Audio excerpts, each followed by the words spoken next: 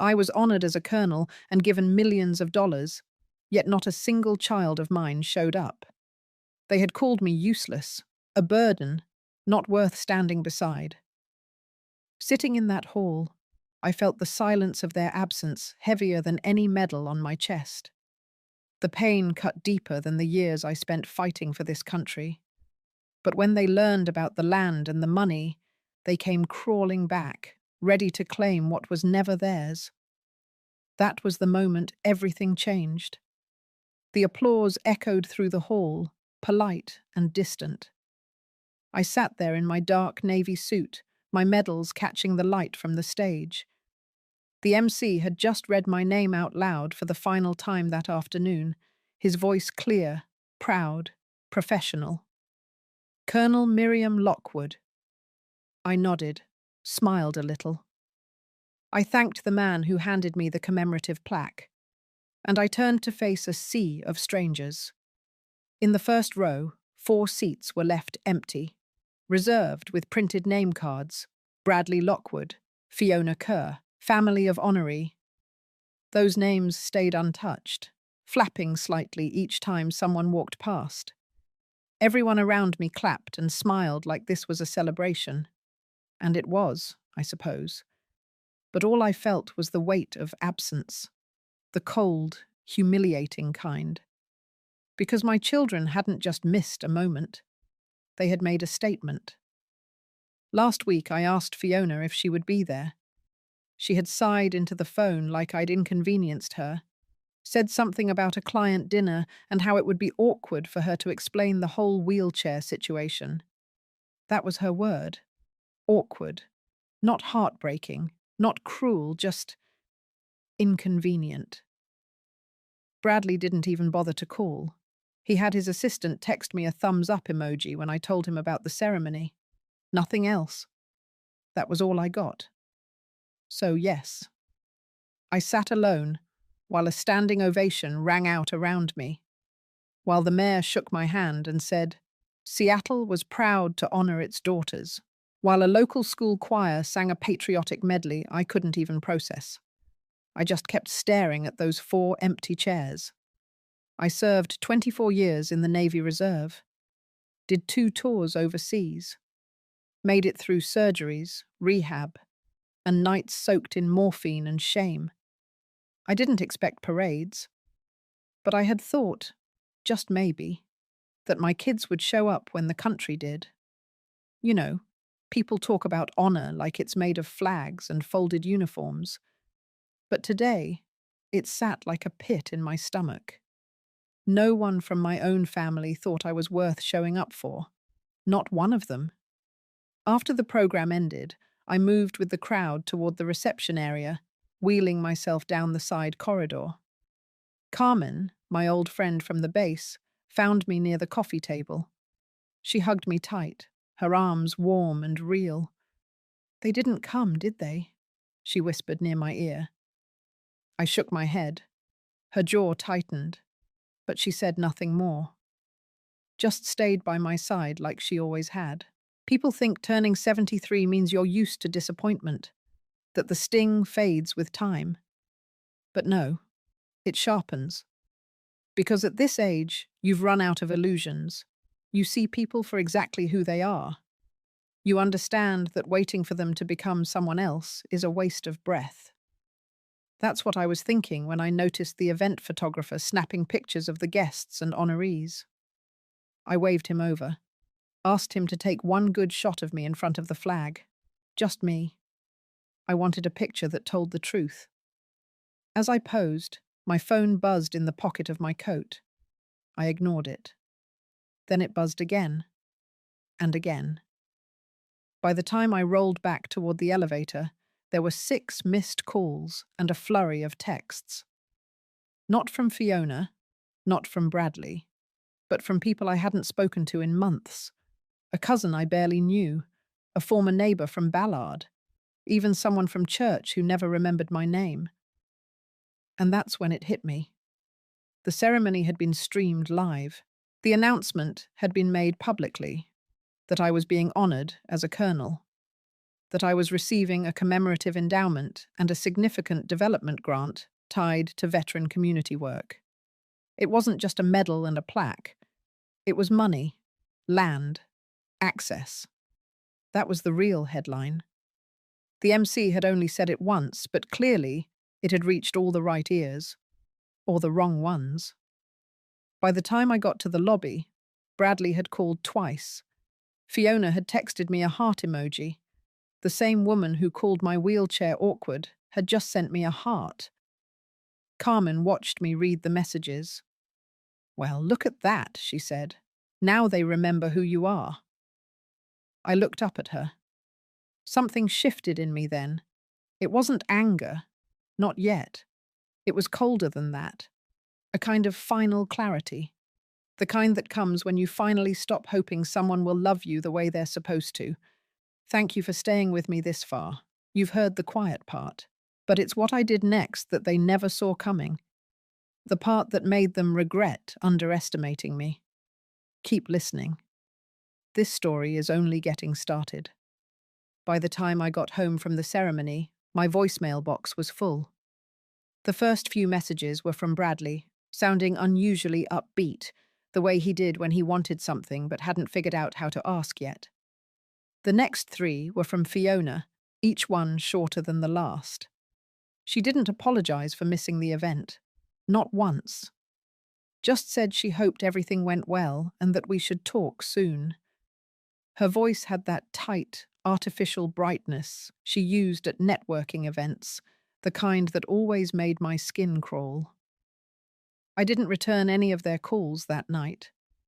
I took my time peeling off my suit jacket, hanging it neatly on the hook in my bedroom, then sitting quietly on the edge of the bed. The plaque and folded flag sat untouched in the hallway, just inside the door where Carmen had left them after helping me in. I didn't move them. I didn't want to look at them. Not yet. The next morning, I woke up before dawn, like I always do. Years of military discipline will do that to you, even long after you're retired. I brewed a pot of coffee and sat by the window. Rain tapped lightly against the glass, and the quiet hum of early Seattle traffic filled the air. I felt something I hadn't felt in a long time. Not sadness, not pride, not even disappointment. Just resolve. At 7 o'clock sharp, my phone rang again. This time I picked it up. Not to talk. I just listened. Bradley's voice was clear, too cheerful. He mentioned how amazing the ceremony looked online, how proud he was to see me honored like that. Then, almost casually, he said it was good to hear the city was investing in veteran support. Said it was great to see the community putting trust in someone with my experience. Then came the turn. He told me he had some ideas, some thoughts on how I could make the most of the resources I'd been given. Something about a community partnership proposal. I didn't catch all of it. I stopped listening around the time he said scalable impact. After he hung up, I deleted the message and opened my email. 10 new ones. 5 were from Bradley's company, each with some version of a project pitch attached. One had a budget file already drafted, with my name listed as the primary funder. Fiona didn't bother with subtlety. Her first text that day read, "Just read the article." "Wow, Mum, you should have told us about the land." Followed by, "Let's grab dinner this week. I have a friend who works in public grants. Thought you two should meet." They weren't wasting time, and neither was I. By noon, I called Carmen and asked if she could come over. She arrived in under an hour, holding a folder and a coffee cup. She didn't ask why I'd called. She knew. We sat at my kitchen table. I told her what I wanted to do. Not just talk about it. Put it in motion. Carmen listened, nodded, then opened her folder. Inside was a copy of the Veterans Property Grant Program paperwork, along with the contact card for Judge Harold Whitcomb. Retired. Private counsel. Trusted. And, more importantly, someone who had helped several veterans legally secure their benefits from opportunistic relatives. That same afternoon, we drove to Judge Whitcomb's office. No marble pillars or big city firm vibe, just a quiet, one-story brick building tucked between a diner and a dental clinic. He met us in a sunlit room that smelled faintly of paper and old wood. I explained everything. He didn't interrupt. When I finished, he leaned back and tapped his pen against the arm of his chair. Then he said 5 words I won't forget. "You waited long enough, Colonel." What we built over the next 4 hours wasn't a revenge plan. It was something smarter, cleaner. We drafted the legal foundation of what would become Lockwood Foundation. The funds, the land, and the title were to be placed under an irrevocable charter. The purpose was clearly stated.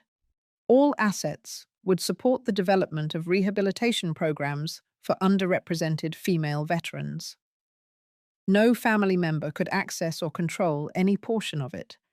There were built-in protections, oversight clauses, public transparency requirements. Harold explained that even if my children sued, the trust would be bulletproof. Not only that, but once the charter was filed, I would no longer be able to touch the bulk of it either. That was what made it honest. Clean. A legacy, not a bargaining chip. I signed the first draft right there. Carmen witnessed, Harold notarized. When we left, it was still light out. A breeze rolled through the parking lot. I remember standing still for a moment beside the car, just breathing. The weight in my chest hadn't lifted. Not yet. But I could feel it shifting. Back at home, I opened the closet and pulled out the envelope Fiona had sent me last Christmas. It hadn't been opened. I remember thinking, at the time, it was probably just another glossy card with a smiling stock photo of her family. But now, I was curious. Inside was a gift certificate to a seafood place I couldn't eat at, and a handwritten note. "Hope this helps with groceries. Love you. Groceries." I sat at the table and stared at it for a long time. By evening, I had already drafted my public statement for the foundation launch. I included a short thank you to those who had supported me. I made no mention of family, no passive-aggressive lines, no shade, just facts. And the truth was simple. They had their chance. They chose their absence. Now I was choosing what came next, and I would choose it without them. 3 days after I filed the foundation paperwork with Judge Whitcomb, the shift in Bradley's tone was impossible to miss. He had called 4 times the previous day, left 2 voicemails, and followed up with a breezy email that included the subject line, "Exciting alignment opportunity." That morning, I opened another email from him, this one longer and more strategic. He had attached a PowerPoint deck titled Lockwood Legacy, Phase 1 Vision. Page after page, he outlined how my recent public honor could be used to generate momentum for community capital partnerships, featuring images of myself next to polished renderings of wellness centers and co-branded tech incubators.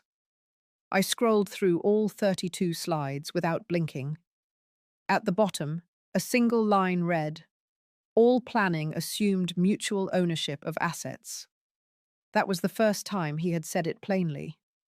Ownership, not collaboration, not support, not tribute.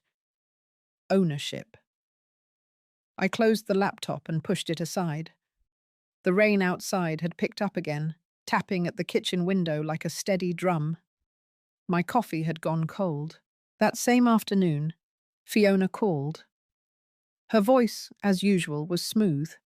Her version of sincerity had always been thin, like plastic film stretched over something spoiled.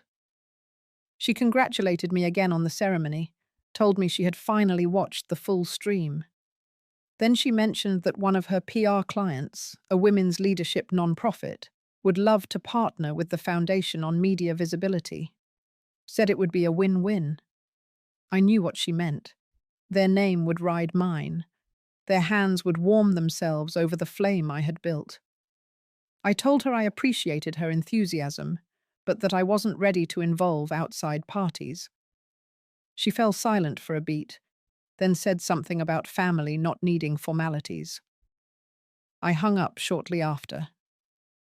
That night, I couldn't sleep.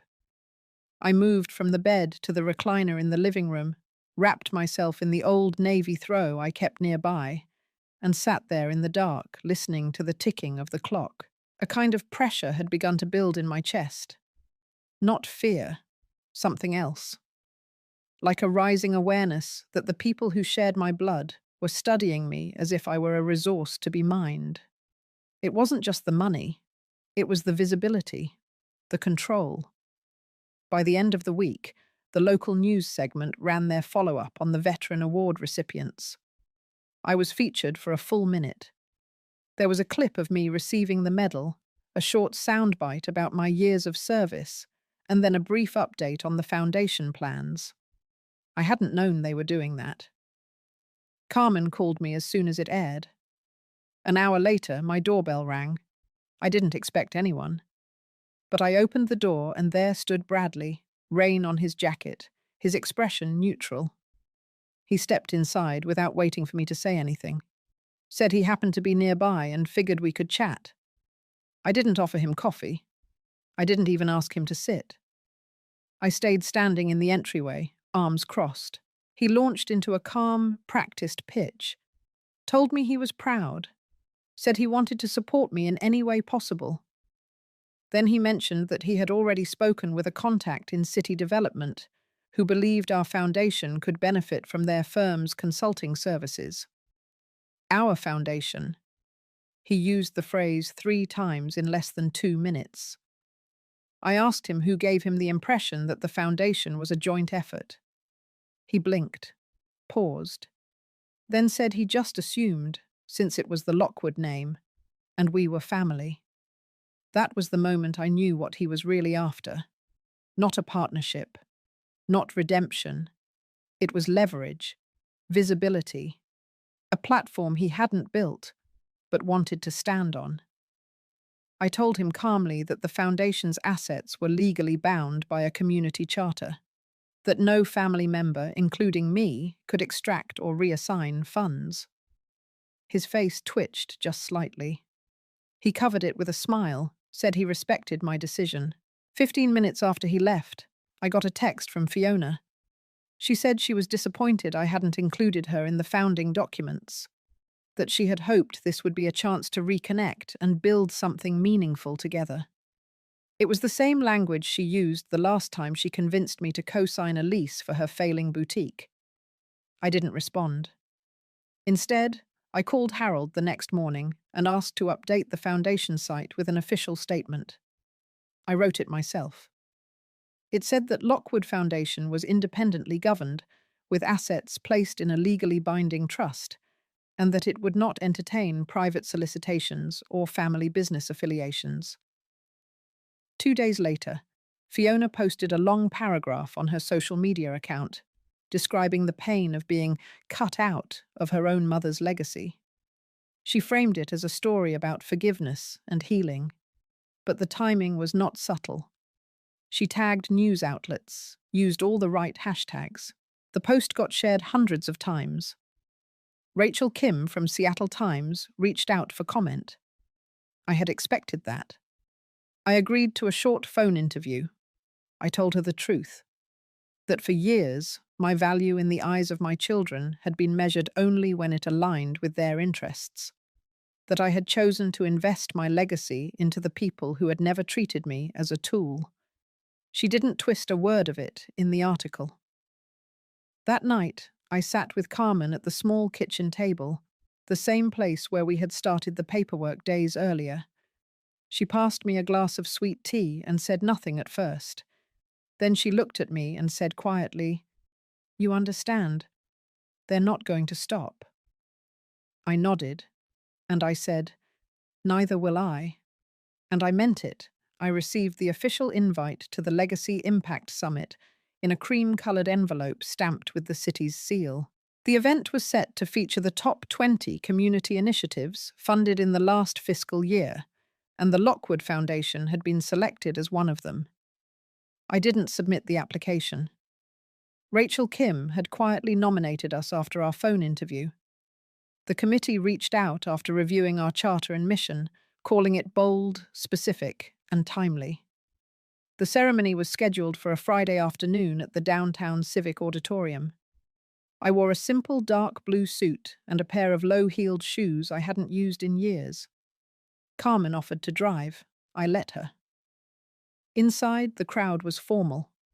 Elected officials, local reporters, non-profit leaders, and donors mingled under white lights and floral centerpieces. There was a printed program, and I noticed the Lockwood Foundation was slotted in the final speaking segment. I assumed I'd be asked to say a few words. When the host took the stage, the room quieted. One by one, they introduced each initiative, pairing a short description with a brief video clip. Some organizations received polite applause. Others got cheers from guests who recognized familiar faces. Then came our turn. The screen flickered to life with a quiet piano track underneath black and white footage of female veterans working through physical therapy, walking across rehabilitation gyms, laughing in classroom sessions, holding mugs of coffee in shared kitchens. A narrator's voice read a single sentence from our charter. Dignity is not charity.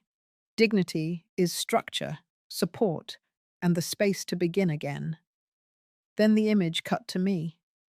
Standing at the podium from my medal ceremony, in full view, stating the Foundation's purpose in front of the press. There was a pause, then applause. Louder than I expected, I was called to the stage. I approached the mic slowly, not out of hesitation, but to keep my pace measured, my expression steady. The lights were bright, but the room was quiet. Focused. I cleared my throat. I said I wasn't there to thank anyone. I said the foundation wasn't built because of support I received, but because of the lack of it. I said too many women served and returned to silence, to paperwork, to stretch paychecks and overdue appointments. I said what I had built was not a tribute to sacrifice, but a refusal to be erased. When I finished, there was a long beat of silence before the room erupted into applause. Some people stood. I turned my face slightly to the left, just enough to catch Carmen's expression. She was crying, but it was someone else I saw standing in the far back corner. Bradley. He wore a grey suit, arms folded, jaw tight. I didn't know how long he'd been there, but he was staring at me, and his presence was not subtle. He wanted me to know he was watching. As I walked off stage, an aide handed me a small folder with a certificate of recognition and a city pin. I thanked her and returned to my seat. After the event, the crowd filed into the reception area. Carmen stepped away to greet a colleague. I remained seated near the exit. Bradley approached minutes later.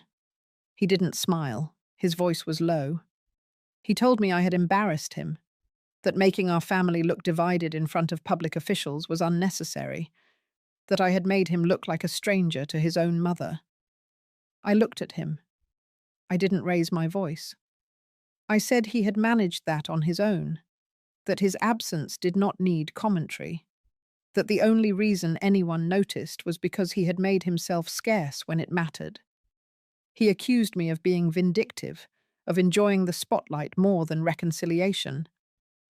I replied that the spotlight was never my goal, that all I had wanted was to be seen fully, not selectively. He said he and Fiona had been talking with a legal advisor, that if the foundation operated with public funds and used the family name, there were grounds for shared governance. That was the moment I took out the press release in my purse. I handed it to him. It was set to publish the next morning across 3 local outlets.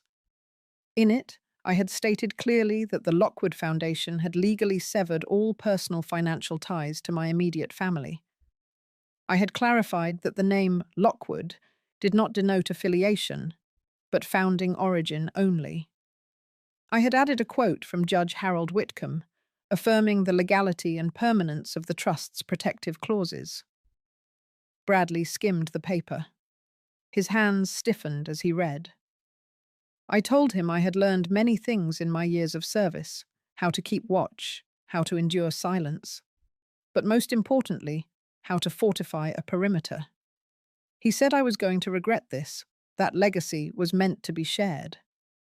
I replied, "Not if you try to steal it." He left before the reception ended. The next morning, the article ran on schedule. Within hours, Fiona published a public statement on her agency's blog, claiming she was heartbroken and that I had chosen the narrative of division. She called it a betrayal, a rewriting of the family story.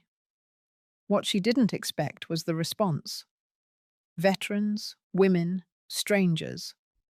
They flooded the comments section, not with hate, but with stories, testimonies of being forgotten, dismissed, of carving out space for dignity when no one else offered it. Rachel Kim forwarded me the analytics that evening. My speech had been clipped and shared more than 10,000 times in under 24 hours. That night, Carmen came over with a small bottle of wine. We sat on the back porch, watching the light fade across the water. She said nothing for a long time. Then finally she raised her glass slightly, to holding the line. I nodded, and to knowing when to let the rest burn. The day after the press release ran, I received a letter from a law firm in Bellevue. It was hand-delivered, not by courier, but by a man in a suit who waited at the edge of my property until I opened the door myself. He said my name clearly, handed me the envelope, and left without a word. Inside was a formal notification of intent. Bradley and Fiona were seeking emergency review of the foundation's structure under state charitable law. They claimed to be concerned about transparency, governance, and fiduciary oversight. In simpler terms, they were trying to challenge the irrevocability of the charter. They wanted the court to examine whether I had been influenced, misled, or impaired at the time of filing. It was a textbook move dressed up in concern. I didn't panic. I called Harold. He told me not to worry and asked me to meet him at his office the next morning. That night, I sat on the edge of my bed, looking at the framed photo of my first deployment. Back then, I didn't know what loneliness meant. I had thought it was something that happened in silence. But it turned out loneliness could roar. It could come from being surrounded by people who knew your name, but not your value. I folded the letter and placed it inside my desk drawer. Then I went into the kitchen and brewed tea like I always did. No trembling, no anger, just steadiness. The kind that comes after enough people try to take something from you, and you finally decide not to let them. At Harold's office, we reviewed every document. He was calm, methodical. Every signature, every timestamp, every clause had been filed correctly. The foundation had been structured with multiple layers of legal insulation. He had anticipated this, even if I hadn't. "They cannot break it," he said, "but they can harass you." Over the next week, that's exactly what they tried to do. Bradley sent a follow-up letter accusing me of mental decline. Fiona released another statement implying that the Foundation's mission had been hijacked by people outside the family. Both efforts were laced with careful wording, soft enough to avoid slander, sharp enough to cast doubt. Rachel Kim contacted me privately. She said off the record that Fiona's statement had been pitched to a few national blogs. One had picked it up and spun it into a headline. "Estranged children of veteran colonel speak out about legacy confusion." It was nonsense, but it worked. For a day, the comments section was full of strangers speculating about mental fitness and manipulation. I stayed silent. The next morning, Lucas knocked on my door. He wore his school backpack and held a drawing in one hand, a crayon sketch of the Foundation's main hall. with little flags on each side and stick figures in wheelchairs smiling in the windows. He said his teacher had asked them to draw a hero that week, and he picked me. I thanked him, kissed his forehead, and put the drawing on the fridge. Then I sat alone for a long time, staring at it. Of all the noise, this was the only voice that mattered. Harold called that afternoon. The hearing date had been set. It would be a preliminary review, not a trial. But Bradley and Fiona would have their chance to argue. So would we. On the morning of the hearing, Carmen drove me to the courthouse. She wore her navy pin. I wore mine. Neither of us spoke much during the ride. The air felt tight with memory. We arrived early. Harold met us at the front steps. His briefcase was already open, files neatly arranged, marked with colored tabs. He looked confident. I felt ready. Inside, the room was quiet. The judge was a woman in her 60s with a firm voice and tired eyes. Bradley sat 2 rows ahead of us, adjusting his tie with stiff fingers. Fiona wore a beige dress and no expression at all. The proceedings were brief. Harold presented the documentation, walking through the charter, the intent, and the process. He spoke clearly, respectfully, without performance. Bradley's attorney tried to argue impairment, claimed undue influence by Carmen and the media, said my mental state had not been formally evaluated, said the foundation's name implied family endorsement, and that excluding the children was a breach of implied legacy. The judge asked a single question. Had either petitioner attempted to reach out to participate before the filing? They hadn't. That was all she needed to hear. She ruled in our favor. The charter remained intact. The request for review was denied. Any future claims would need substantial new evidence and would be subject to financial penalties for harassment. Fiona left first. She didn't look back. Bradley hesitated at the door. I stood, looked him in the eye, and nodded once.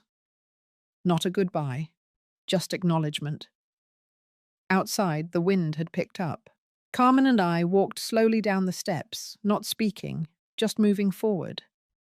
That evening, I placed Lucas's drawing in a frame and set it on the table beside the foundation's registration certificate. I stood there for a long time, letting the quiet settle into the walls. They had come with paper and pressure, with language dressed like concern and smiles built to deceive. But they had forgotten one thing. You cannot take from someone who has already given it away. What I kept, what I still carried, was mine alone. My name, my mission, my peace. And they would never touch that again. A week after the hearing, things should have quieted down. Legally, there was nothing more to contest. The foundation was protected.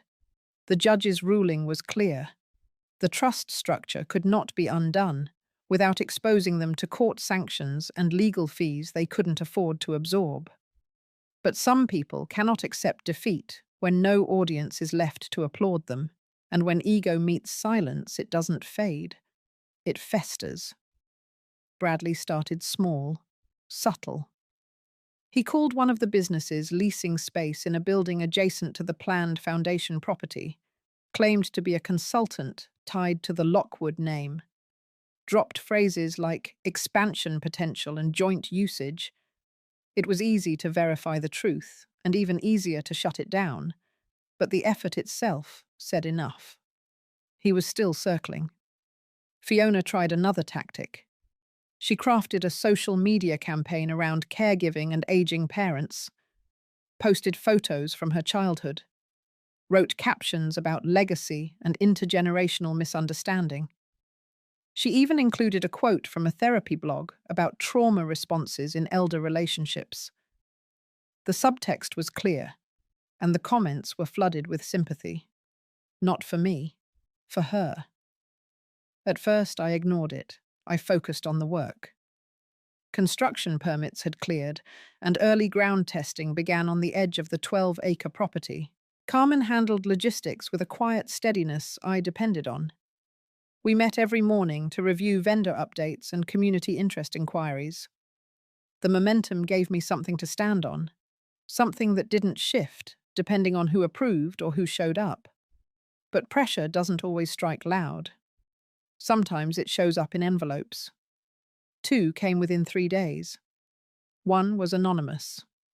A typed note, no return address, accusing me of alienating my family and laundering public money under the name of personal revenge. The second was from someone claiming to be a retired family mediator, urging me to consider reconciliation for the sake of public peace. It ended with a business card and a line about visibility and healing. I didn't respond to either, but I kept both in a drawer, not out of sentiment, but as record. Proof that letting go of people doesn't always mean they let go of you.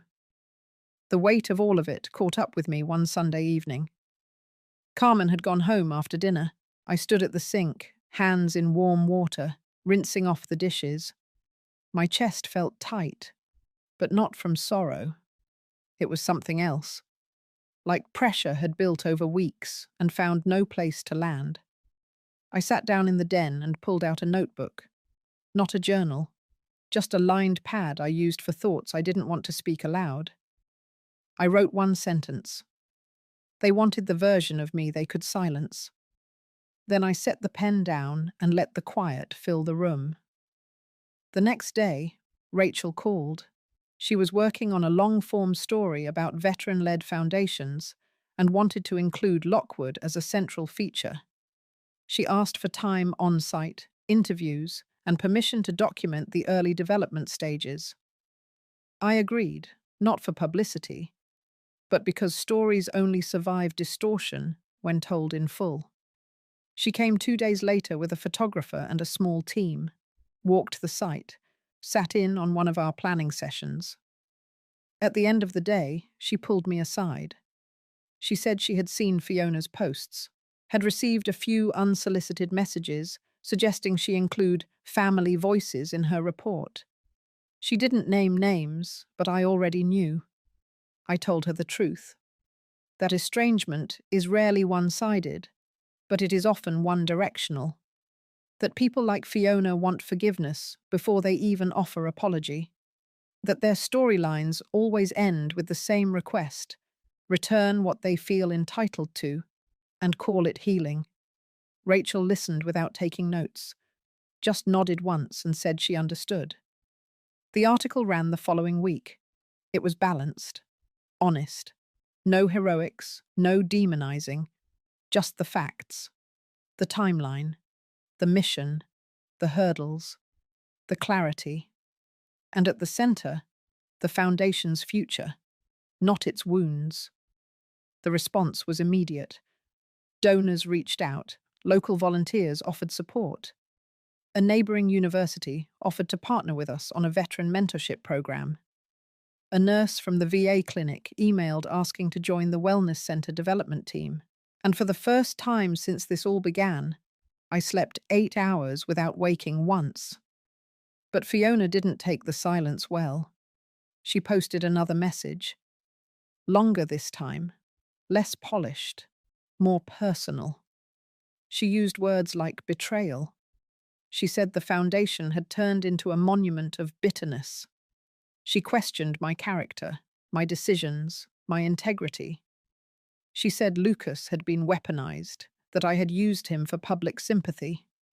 That last line pierced sharper than the rest, not because it was true, but because it attempted to dirty something pure. I didn't respond online, but I printed the post, filed it, and then made a quiet decision. That Friday, I met with Harold again.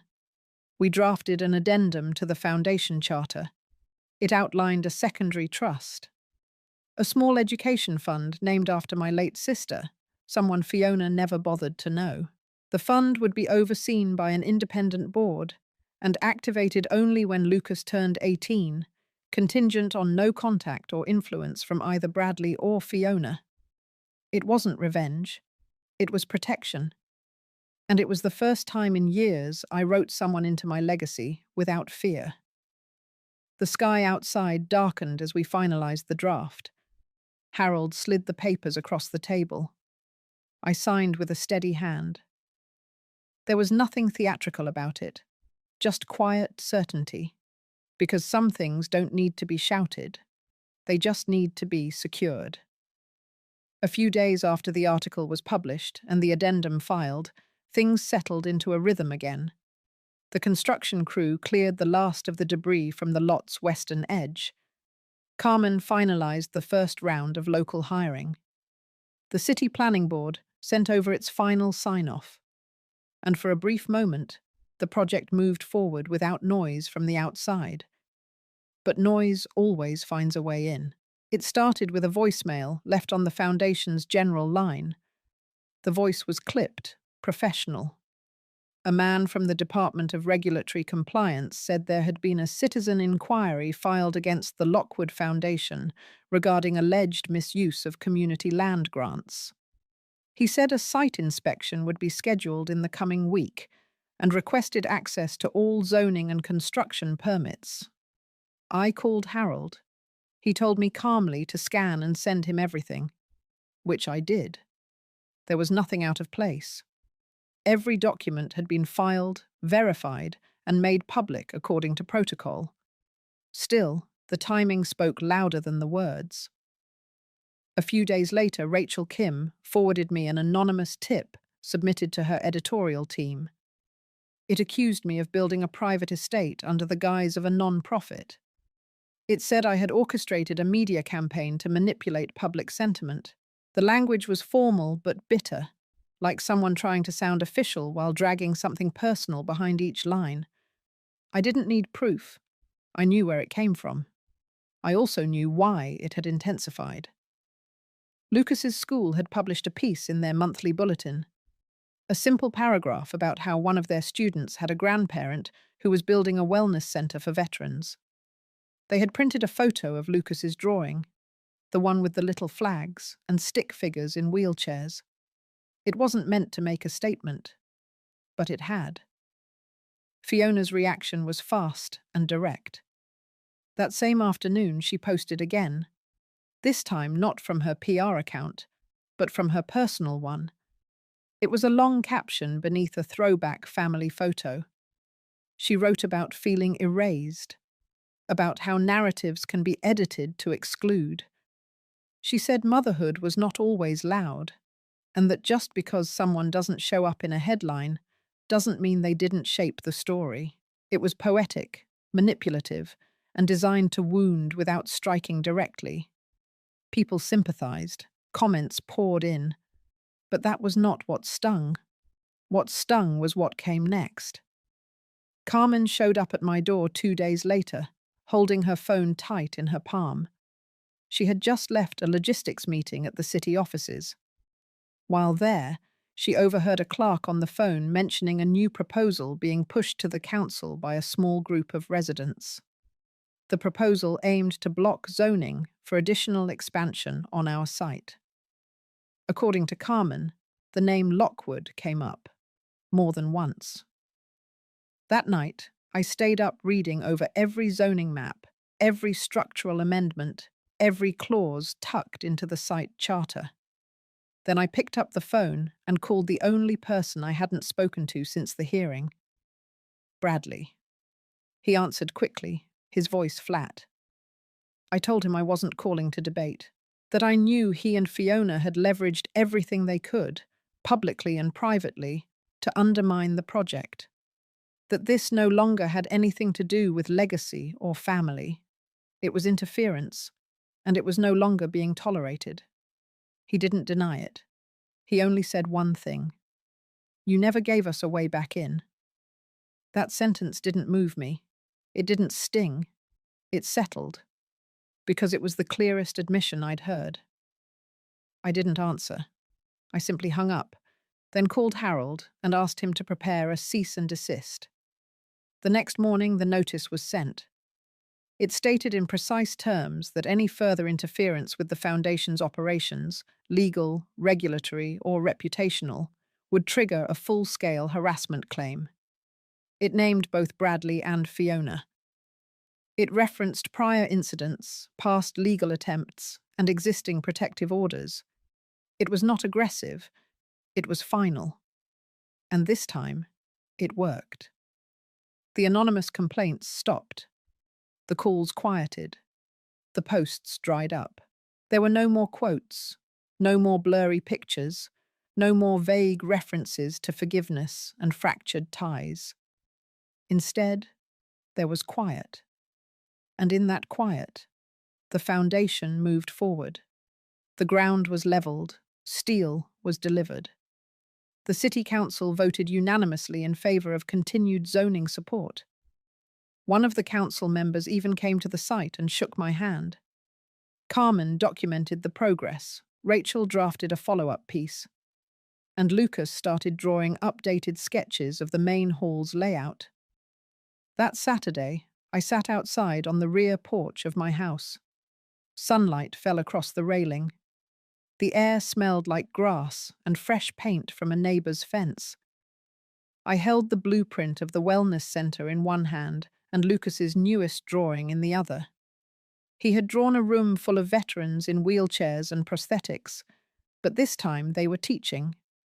One was drawing on a whiteboard. Another was helping a younger person adjust a device on their arm. In the corner of the page, in small block letters, Lucas had written, "Healing is a cycle. You give it, you get it." I closed my eyes for a moment, not out of pain, not out of weariness, but because the wind was soft and I wanted to remember that exact sound. The sound of building, of forward, of something earned, staying earned, and most of all the sound of no one trying to take it away. The first thing I noticed was the silence. Not the kind of silence that comes with peace, but the kind that comes before a storm. Carmen wasn't at the site that morning. Rachel had messaged late the night before to let me know she was covering a different story. Harold hadn't responded to my last email, though I figured it was due to travel. It wasn't unusual.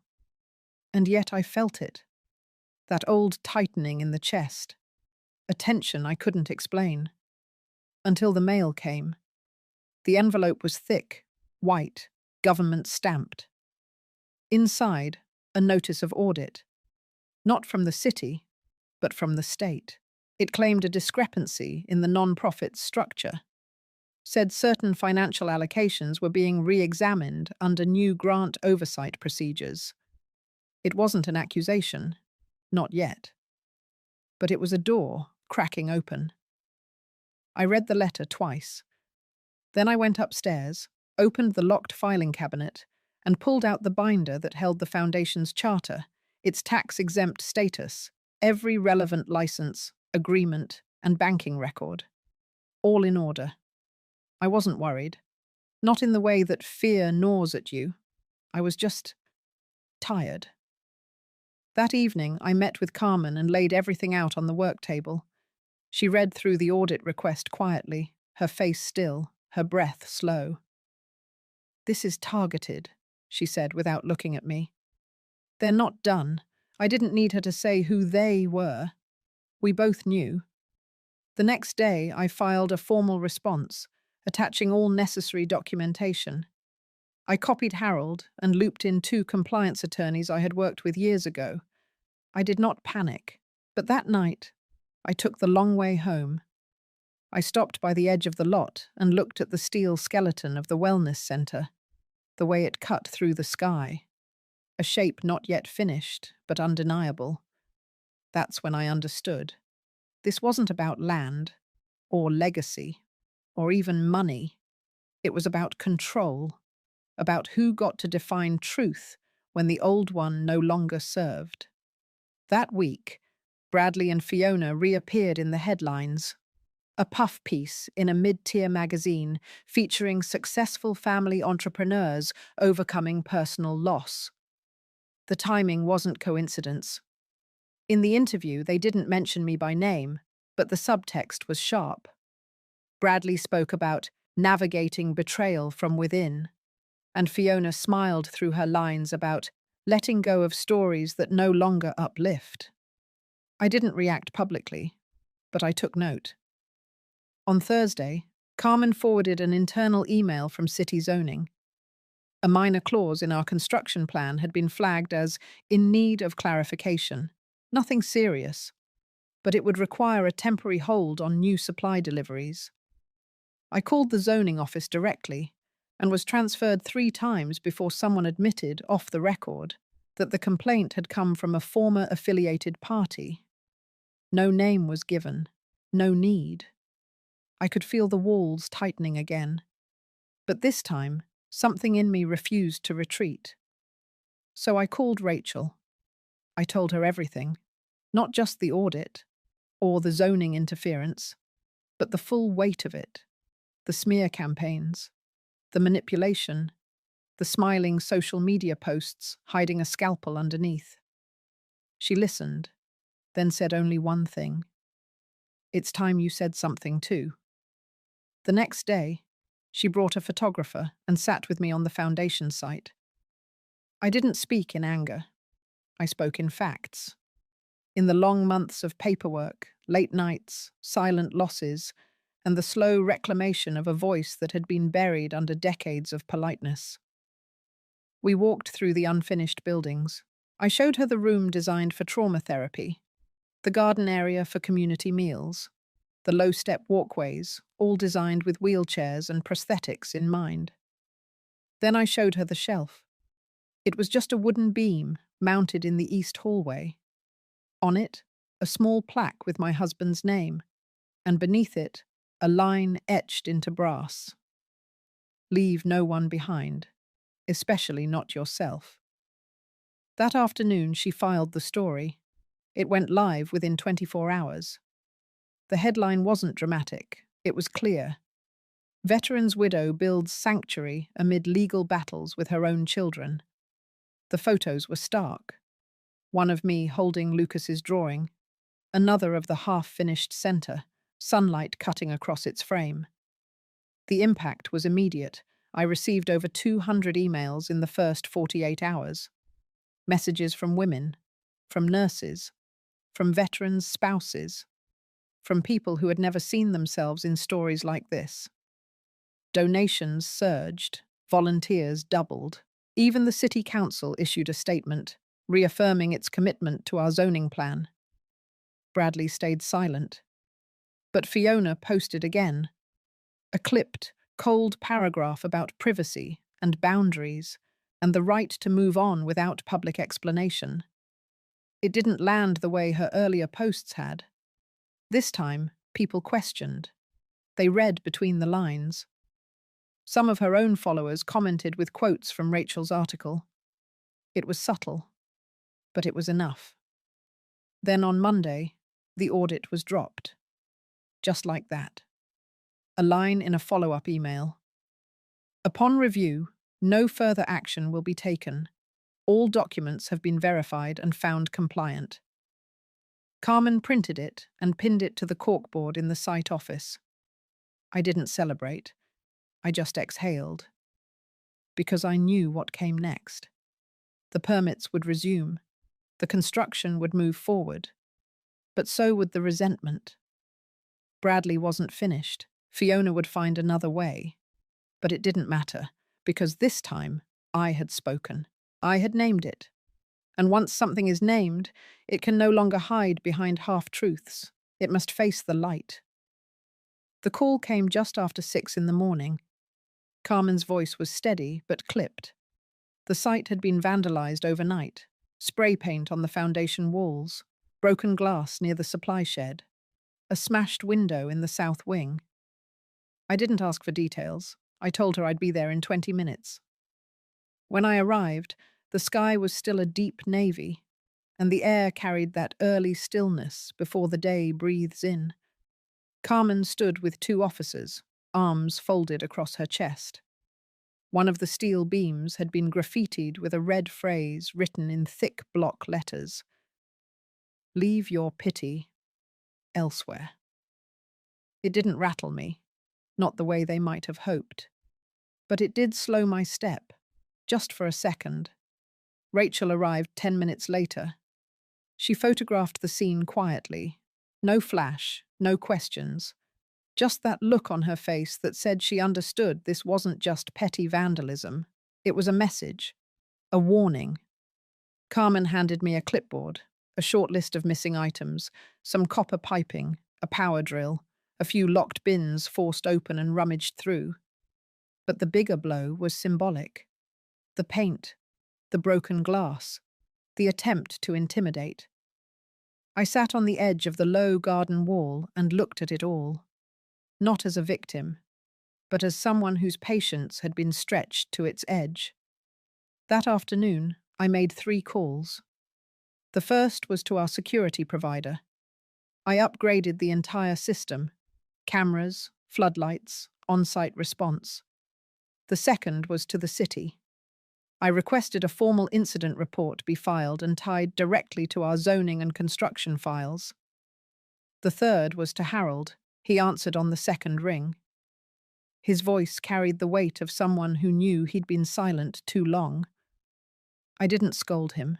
I didn't ask why he hadn't responded sooner. I simply told him what had happened, what it meant, and what I intended to do. The next morning, I called a press conference. Not a flashy one, no podium, no banners, just a microphone, a few chairs, and the steel bones of the center behind me. Rachel stood to the side. Carmen kept watch near the entrance. Volunteers lined the back wall. They didn't speak. They didn't need to. I began with the facts, the threats, the vandalism, the pattern. Then I named names. I spoke clearly, not out of revenge, but out of necessity. I stated, without embellishment, that Bradley and Fiona had deliberately interfered with the non-profit's operations, that their legal complaints were unfounded, that their attempts to discredit me had failed, and that from this moment forward, I would be pursuing legal action. I ended with a single sentence: this place will rise, even if I have to pour every brick myself. When I stepped away from the microphone, the crowd was silent for a beat. Then applause broke out, quiet at first, then louder. I didn't smile, I didn't bow. I just stood still, letting the truth settle into the air. 2 hours later, Rachel's clip of the speech went viral. Not in the way celebrity gossip does, but in that steady, rolling way when something hits a nerve that's already been rubbed raw for years. Older women shared it: nurses, teachers, widows, people with no platforms, no followers, just truth. That night, national outlets picked it up. By morning, I had interview requests, speaking invitations, inquiries from legal aid groups wanting to help. But it was the envelope on my porch that shifted everything. No return address. Inside, a letter, typed, anonymous. It said Fiona had used foundation funds, mine, originally, to pay off a private contractor for renovations on their lake house. That the payment had been disguised as consulting fees through a shell LLC. The letter included an invoice copy and an address. I took it to Harold. He brought in a forensic accountant. Within a week, we had a paper trail. A clean one, a damning one. I didn't confront them. I went straight to the Attorney General's office. Formal charges were filed: misappropriation of charitable funds, fraudulent reporting, possible tax evasion. It was slow at first. But the system moved. They were served. Their accounts were frozen. An official review of the non-profit structure under their management began. That's when Bradley showed up, not in public, not with an apology, but at the center, late one afternoon. He stood outside the chain-link fence and waited. I saw him from the second floor. Carmen looked at me. I nodded. He came in alone. No press, no lawyer. We sat in the bare lobby. The air smelled of fresh concrete and sawdust.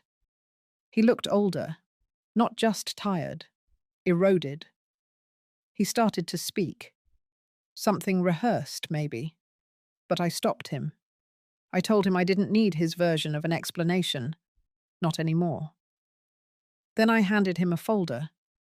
Inside was the audit summary, the letter from the AG's office, the invoice from the shell contractor, and a printed photo of the first therapy room, nearly finished. "You took from something meant to heal others," I said. He didn't deny it. He just sat there. Then I said the thing I knew would break him. "You were my son, but you don't get to be my legacy." He left without another word. That night, I sat by the garden wall again. Carmen joined me. She didn't say much. She didn't need to. The moon was low, casting silver over the cement and scaffolding. And in that quiet, I felt something shift. Not victory, but clarity. The kind that comes after a long storm, when the wind finally dies and you realize you're still standing, not untouched, but whole in a way you hadn't known you could be. I looked at the center, still unfinished, but rising, always rising. 2 weeks passed. The dust from the public fallout had started to settle, but the ground underneath was still shifting. I could feel it in every phone call, every glance across the room. Not fear, not even regret. Just the quiet discomfort of people realizing that silence had a cost. I didn't spend my time waiting for apologies.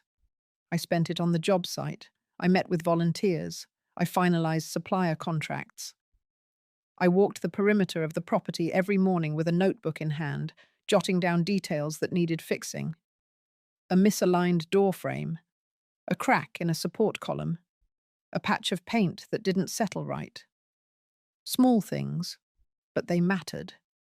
This place wasn't going to rise halfway. Harold sent word that charges against Fiona had moved from civil to criminal. The wire transfers, the shell corporation, and the double entries in her accounting software had painted a clear enough picture. They called it premeditated misappropriation. I called it betrayal, dressed in tax forms. Bradley hadn't been formally charged, but he'd been named in depositions. The distance between him and the mess he helped create was shrinking. Rachel stopped by the center on a rainy Thursday. She brought tea and one of those folders she always carried when she had something hard to say. I didn't sit. I kept sweeping dust from the floor of what would be the reading room. She stood near the door. Her eyes were softer than usual. "There's been backlash," she said. "Sponsors pulling out. One of the city council members is asking whether your foundation still qualifies for tax-exempt status, given the scandal." I nodded. I'd expected it. "I'll take the meetings," I said. "I'll speak for myself." "And you'll be alone in those rooms," she said, not unkindly. I kept sweeping. I've stood alone in harder rooms. That night, I drafted a letter to the city council. No emotion, just facts. The work we were doing, the financial transparency we'd enforced, the oversight committees we'd brought in. I printed it, signed it, and mailed it the next morning. The following Monday, I walked into City Hall with Carmen beside me. We wore grey, no branding, no matching scarves. We didn't come to plead. We came to state. The hearing room was cold. The chairs were hard plastic, the kind meant to discourage lingering. 5 members sat at the front. 3 looked tired. 1 looked skeptical. The last one I recognized from a gala years ago, back when Bradley still called me Mum in public. I read the statement aloud. Then I waited. The questions came. Some reasonable, some barbed. Why had I not vetted Fiona more carefully? Why had the transfer of assets occurred so suddenly? Why hadn't I reported the vandalism earlier? I answered calmly. Because I trusted my son, because the paperwork was legal, because I didn't want to weaponize sympathy. The room went quiet after that. Later, I would learn that the board voted 4-1 to uphold the centre's non-profit status. The final holdout wrote a dissenting opinion. I framed it and hung it in the administrative hallway. Let them remember that not everyone will believe in you, even when truth sits plain on the table. Meanwhile, construction moved faster than we'd hoped. A group of retired contractors had volunteered to assist. They said they were tired of sitting on porches while their hands remembered work. I baked bread for them every Friday. We laughed more. Carmen painted a mural in the east hallway, a tree with women's names carved into the trunk. Some of the names were fictional, some weren't, but every one of them had a root.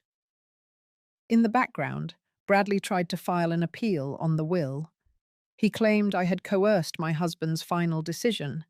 The court threw it out. Lack of standing, lack of evidence, too much arrogance. Then came the letter from my former daughter-in-law. It was written in longhand, neat cursive. She didn't apologize. She didn't explain. She simply said she was moving to Oregon and wouldn't be contesting anything further. She included a small photograph of my grandson. He was holding a toy hammer, standing in front of a wooden bench he'd clearly helped build. "He has your eyes," she wrote, "and he's starting to ask why you're not around." I read the letter twice. Then I folded it and placed it inside the kitchen drawer, behind the recipe for lemon pound cake. I hadn't baked in years. I didn't write back. Not yet. Some wounds need to seal on their own. Carmen called a few days later to say the city inspector had given final clearance on the main structure. We could begin interior fittings the following week. That evening, I walked through the building alone. The rooms were still empty, but the walls were breathing. I ran my hand along the banister. The smooth wood, the scent of primer and quiet determination. I paused at the main hall where the community dinners would take place. It wasn't just drywall and beams anymore. It was proof. Proof that I could lose everything people thought defined me and still rebuild something stronger. I stood in that space for a long time, not mourning, not dreaming, just being. And for the first time in a long while, I felt the past start to loosen its grip. It didn't vanish. It just stepped aside, made room for something else. Hope, maybe. Or peace, if not that. The kind that doesn't demand attention, but simply exists, waiting to be filled. The first snow fell the morning we opened the doors. It wasn't planned. The ceremony had been scheduled for the following week, with ribbons and local press and smiling politicians looking for another good photo. But the storm moved early, and the forecast called for black ice by nightfall. So Carmen made the call. We'd open quietly. No speeches, no press kits, just doors unlocked and lights turned on. I arrived before sunrise. The center was warm, silent except for the soft hum of the heating system kicking in. I made a pot of coffee in the communal kitchen, poured a cup, sat at the round table by the window, watched as the frost glazed the pavement outside. By 8, the first woman arrived. She was older than I expected, probably in her late 60s. Her jacket was torn at the sleeve, and she held a small duffel bag close to her chest, like it carried everything she had left. Carmen greeted her gently, offered a seat and a blanket. No forms, no questions, just welcome. By noon, 6 more had trickled in. One of them asked if she could help sweep. Another wandered the art therapy room and stood silently in front of a blank canvas. I didn't introduce myself as the founder. I didn't need to. They weren't here for names. They were here because the world outside hadn't made space for them. And this place did. That evening, after everyone had gone to their rooms, I walked the halls in silence. Each door bore a single word, hand-painted in soft brushstrokes. Rest, breathe, begin, stay. I paused at one that read, remember. My reflection stared back at me from the narrow glass pane, framed in soft yellow light. I didn't look triumphant. I looked tired, but whole. Later that week, Rachel called. She'd spoken to a regional non-profit that wanted to fund a second centre. They were impressed with the model, impressed that it ran without drama, without spectacle. She asked if I'd consider licensing the name. I told her I'd think about it. That same day, a courier dropped off a sealed envelope. There was no return address, just my name written in a handwriting I hadn't seen in years. Inside was a short letter from Bradley. No apology, no admission of guilt, just 2 lines. They tell me you still walk every morning. I never deserved your silence. I folded the note in half. Didn't tear it. Didn't call. I set it aside, tucked between the pages of a gardening book I hadn't opened in months. Some truths didn't need confrontation. They just needed space to echo and fade. 3 days later, a young woman named Leah asked to speak with me. She'd been staying at the centre since the first snowfall. Quiet, soft-spoken, always the last to enter the dining hall, always the first to clean up after. She sat across from me in the main lounge. Her hands trembled slightly as she pulled a folded piece of paper from her sweater. A resume. She'd studied social work before her life unraveled. She wanted to help, not just because she needed a job, because she understood what it meant to be unseen. I hired her that afternoon. That evening, Carmen and I stood outside as another snowfall drifted through the streetlights. She asked me how I felt now that it was all real, now that the walls stood and the rooms were full. I told her I didn't feel like I'd won, because it wasn't a victory. It was something older than that, something quieter, like putting your hand on the earth after it's been scorched and realizing something still breathes beneath. I didn't cry, not then. But that night, alone in my apartment, I found myself standing at the window, watching snow gather on the sill. I thought of all the rooms I'd been shut out of, all the moments I'd been dismissed, erased, betrayed. And yet here I was. Not because of revenge, not because of strategy, because I'd refused to vanish, because I'd chosen to create something no one could steal or smear, not even him. 2 weeks later, the first press article came out. They called me a survivor, a philanthropist, a pioneer for elder women reclaiming space. But none of that mattered as much as what happened a week after the article ran. A letter came from Oregon. This time, it was from Fiona. She didn't ask for forgiveness. She didn't beg for understanding. She just said one thing. He's teaching our son to build birdhouses.